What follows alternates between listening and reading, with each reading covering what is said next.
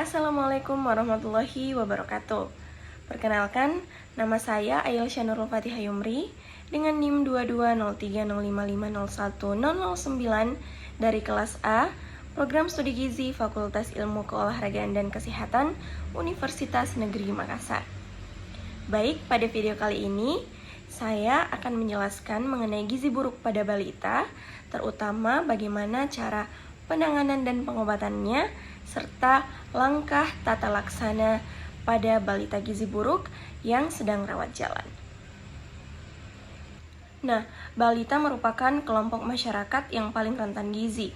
Mengapa? Karena pada masa balita ini terjadi pertumbuhan dan perkembangan yang tentunya membutuhkan zat gizi yang lebih banyak dibandingkan kelompok yang lainnya. Hal inilah yang menjadi alasan balita lebih mudah menderita kelainan gizi, apalagi jika kebutuhan zat gizi balita tidak terpenuhi pada masa pertumbuhan dan perkembangannya. Contohnya, anak yang sangat kurus itu sangat mudah terkena penyakit infeksi. Nah, apabila hal ini terus berlanjut, maka itu dapat mempengaruhi intelektualnya, performance-nya, kapasitas kerjanya, serta status kesehatannya di masa yang akan mendatang.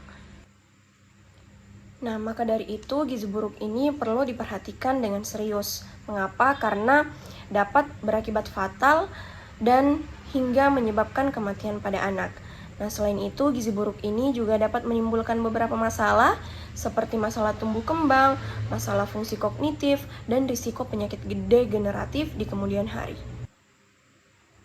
Nah, sebelum kita melangkah ke materi selanjutnya, kita perlu mengetahui apa sih itu gizi buruk? Jadi, gizi buruk ini adalah salah satu istilah dari malnutrisi, yang mana ketika jumlah asupan tidak sesuai dengan jumlah kebutuhan.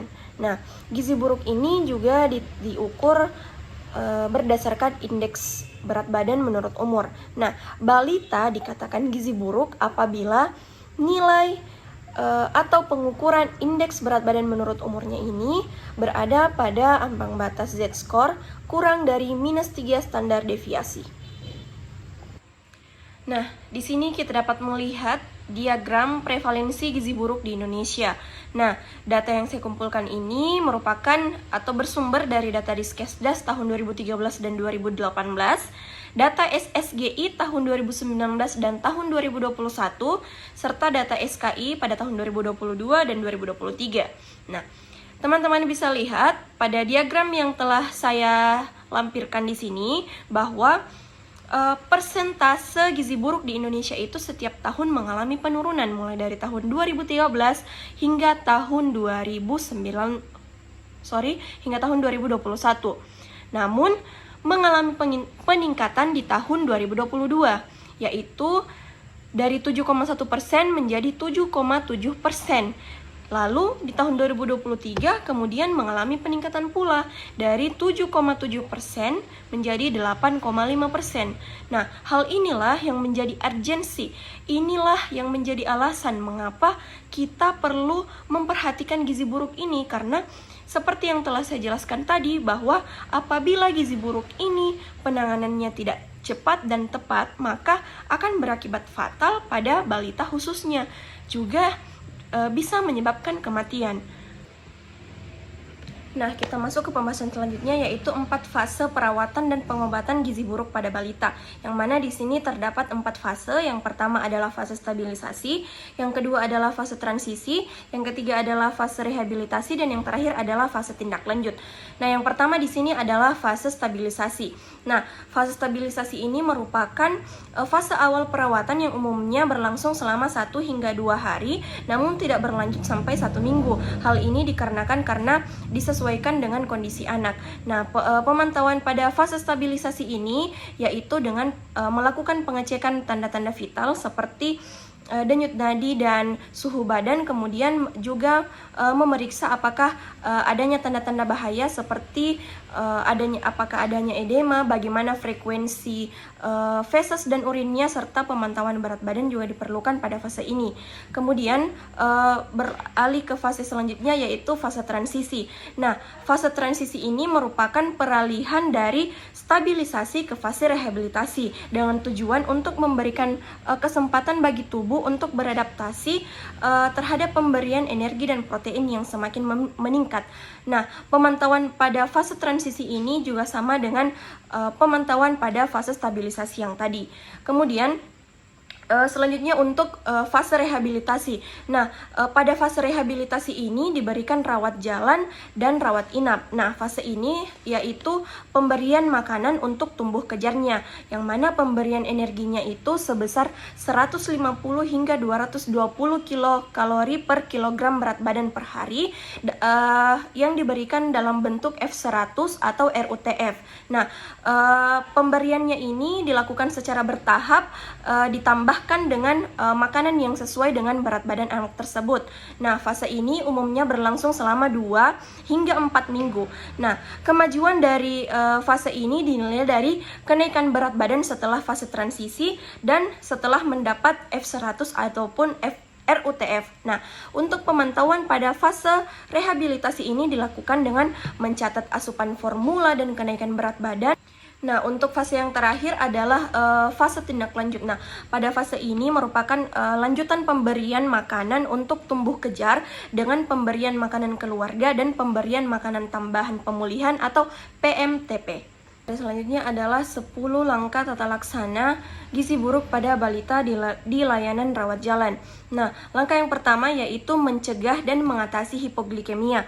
Nah, mengapa? Karena semua balita gizi buruk ini berisiko mengalami hipoglikemia yang ditandai dengan kadar gula darah kurang dari 54 mg per dl. Nah, hal ini harus segera ditangani dengan memberikan 50 ml larutan glukosa 10% atau setara dengan 1 sendok munjung gula pasir di dalam 50 ml air secara oral. Kemudian langkah yang kedua yaitu mencegah dan mengatasi hipotermia.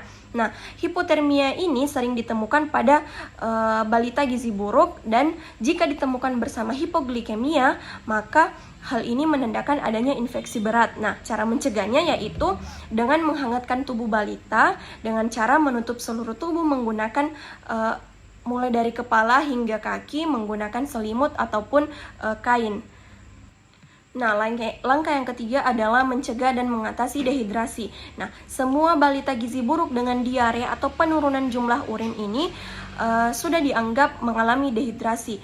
Nah, pada dehidrasi ringan atau sedang itu tetap diupayakan untuk pemberian terapi rehidrasi oral. Nah, apabila tidak mungkin secara oral, maka cairan diberikan melalui pipa nasogastrik sampai anak tersebut bisa minum.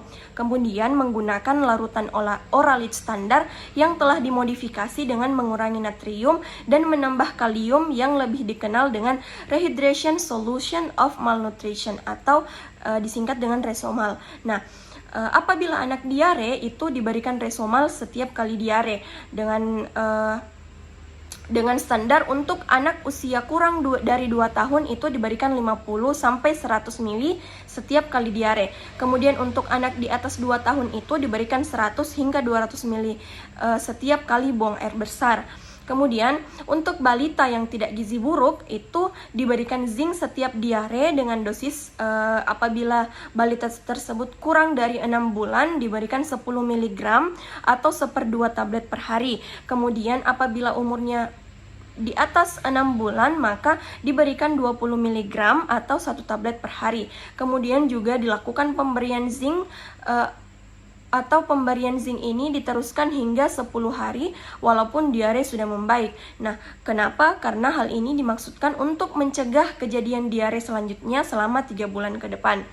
Kemudian langkah yang keempat adalah memperbaiki gangguan keseimbangan elektrolit. Nah, pada gizi buruk terjadi gangguan keseimbangan cairan, elektrolit, dan mineral.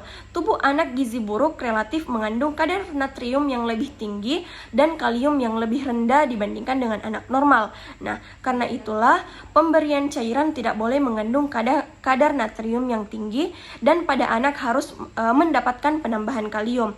Kemudian pada anak gizi buruk itu umumnya mengalami edema. Namun pada langkah ini jangan mengobati edema dengan diuretikum. Kemudian pemberian natriumnya ini apabila berlebihan itu dapat menyebabkan kematian. Kemudian untuk mengatasi gangguan elektrolit itu diberikan kalium yang sudah terkandung di dalam larutan mineral mix kemudian yang ditambahkan ke dalam formula F75 atau F100 ataupun Resomal. Kemudian untuk dehidrasi ini sebaiknya menggunakan Resomal tadi. Kemudian langkah yang kelima adalah mengobati infeksi. Nah, semua balita gizi buruk ini dianggap menderita infeksi pada saat datang ke fasilitas kesehatan, dan untuk menangani hal tersebut, hal pertama yang dilakukan adalah memberikan antibiotik dengan tata laksana. Yang pertama yaitu memberikan antibiotik kepada balita gizi buruk dengan spektrum luas, yang mana bila balita sebelumnya dirawat inap, maka pemberian antibiotiknya merupakan lanjutan dari pengobatan sebelum dirawat inap. Kemudian yang kedua yaitu imunisasi campak jika balita berusia di atas 6 bulan dan belum pernah diimunisasi atau mendapatkan imunisasi campak sebelum usia 9 bulan. Nah, imunisasi ini ditunda bila balita dalam keadaan shock. Nah, imunisasi termasuk imunisasi campak pada balita gizi buruk ini diberikan sebelum anak pulang dari tempat perawatan atau fase rehabilitasi. Kemudian langkah selanjutnya adalah atau langkah yang keenam yaitu dengan memperbaiki kekurangan zat gizi mikro. Nah, semua anak gizi buruk ini mengalami defisiensi vitamin dan mineral, yang mana vitamin dan mineral ini merupakan zat gizi mikro. Kemudian meskipun sering ditemukan anemia zat besi, ini tidak boleh diberikan pada fase awal. Nah, zat besi ini baru boleh diberikan setelah anak mempunyai nafsu makan yang baik dan mulai bertambah berat badannya. Kemudian langkah yang ketujuh adalah memberikan makanan untuk fase stabilisasi dan transisi. Nah, hal ini diberikan untuk anak yang mengalami gizi buruk di layanan rawat inap. Kemudian langkah yang ke-8 yaitu memberikan makanan untuk tumbuh kejarnya. Nah, pada fase rehabilitasi terjadi replesi atau pemulihan jaringan tubuh sehingga diperlukan energi dan protein yang cukup, yang mana diberikan sekitar 150 hingga 220 kg per 150 hingga 220 kilokalori per kilogram berat badan per harinya. Kemudian protein 4 sampai 6 gram per kilogram berat badan per hari. Kemudian juga memberikan terapi gizi berupa F100 atau RUTF yang diberikan secara bertahap, ditambah dengan makanan yang padat zat gizi.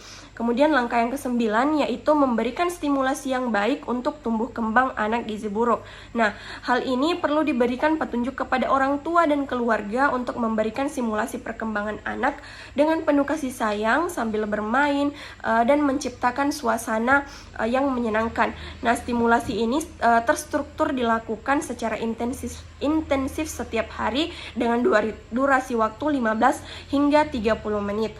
Kemudian langkah yang selanjutnya atau langkah terakhir atau langkah yang ke-10 itu mempersiapkan untuk tindak lanjut di rumah.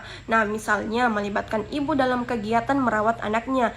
Adapun kriteria sembuh dari gizi buruk itu apabila diukur dari indeks berat badan menurut tinggi badan atau berat badan menurut panjang badan itu lebih atau di atas -2 standar deviasi, atau jika diukur dengan menggunakan lingkar lengan atas itu berada pada sama dengan atau lebih dari 12,5 cm. Kemudian ditandai juga atau tanda lainnya jika sudah sembuh dari gizi buruk itu tidak adanya edema. Nah, kemudian bila balita ini sudah keluar dari layanan rawat inap setelah sembuh, maka dianjurkan untuk kontrol teratur setelah pulang. Misalnya satu kali pada minggu, 1 kali seminggu pada bulan pertama, kemudian 1 kali dalam 2 minggu pada bulan kedua, selanjutnya 1 kali dalam 1 bulan sampai 6 bulan atau lebih. Baik, mungkin itu saja yang dapat saya jelaskan pada video kali ini. Lebih dan kurangnya mohon dimaafkan. Akhir kata saya ucapkan wassalamualaikum warahmatullahi wabarakatuh.